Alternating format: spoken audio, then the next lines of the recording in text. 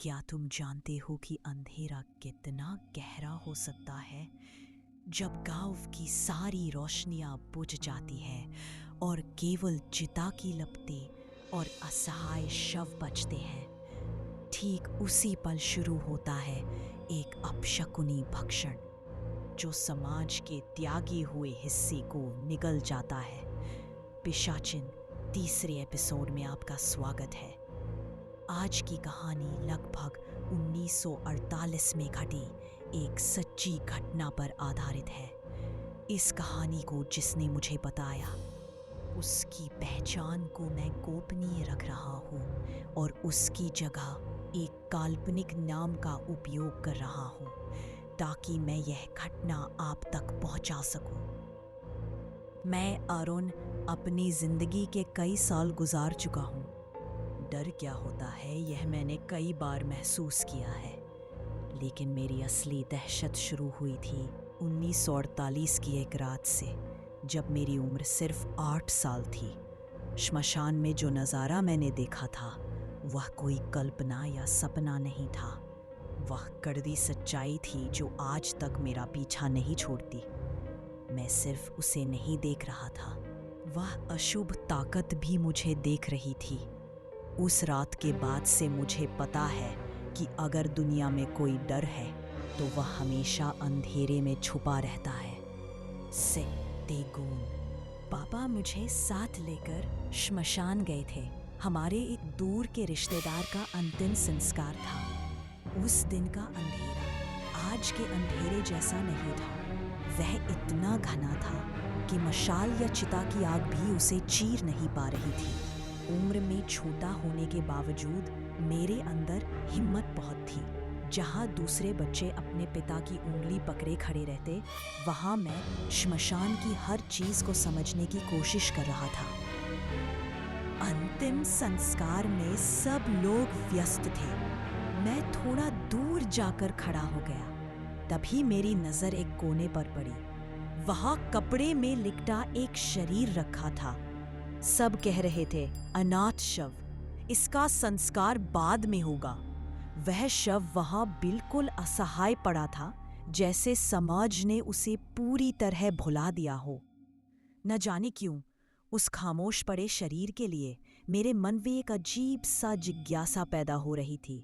अचानक मुझे महसूस हुआ कि मेरे पीछे की हवा अजीब तरह से ठंडी होती जा रही है। मेरे रोंगटे खड़े हो गए। जैसे ही मैंने पलट कर देखा, वह आ रहा था। मैंने उसे किसी भूत, प्रेत या इंसान की आत्मा की तरह नहीं देखा। मैंने देखा जैसे अंधेरा खुद जमा होकर खड़ा हो गया हो। विशाल, लंबा, बिना किसी साफ आकार के, लेकिन उसकी मौजूदगी इतनी भारी थी कि मेरी सांसें रुकने लगी। वह काला साया बगैर किसी आवाज के उस अनाथ शव की तरफ बढ़ने लगा।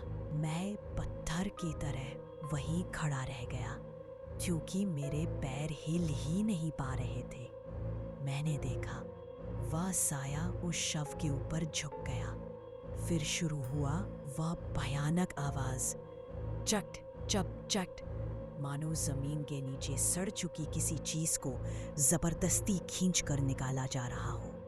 मैंने देखा वह कपड़े की लपेट जैसे किसी अदृश्य हाथ से फटने लगी और वह साया उस अनाथ शरीर को पनत झपकते ही निगलने लगा। मेरे खुद के कान भी मुझे झूठ लग रहे थे। यह कैसी भूख थी जो सिर्फ लाश से ही मिट सकती थी। जब उसका निगलना खत्म हुआ, तब भी मेरा होश वापस नहीं आया था।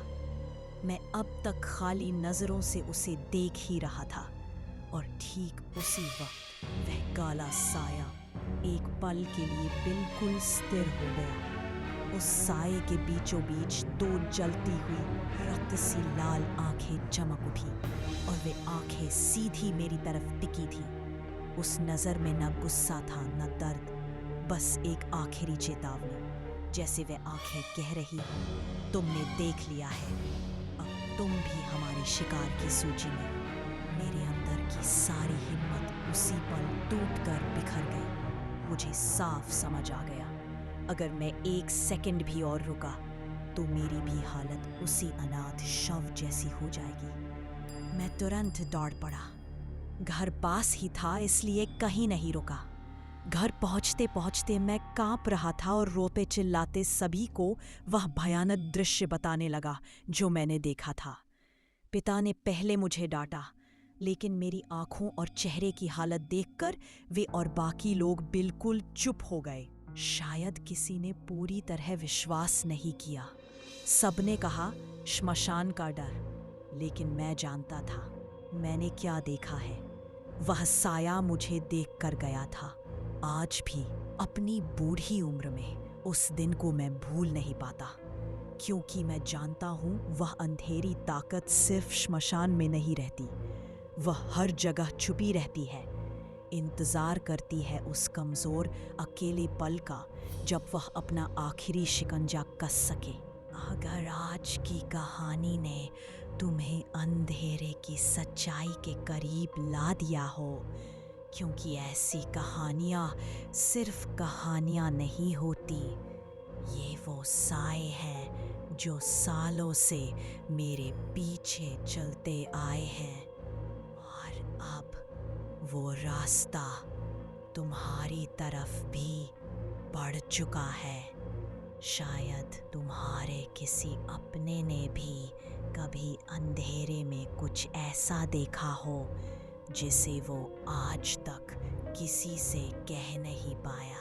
अगर तुम्हें दिल की धड़कनें अभी भी तेज सुनाई दे रही है तो समझ जाओ ये कहानी खत्म नहीं हुई, और ऐसी ही और सच्चाइयों को जानने के लिए, ऐसे ही और अनकहे राज सुनने के लिए फिर से लौटना।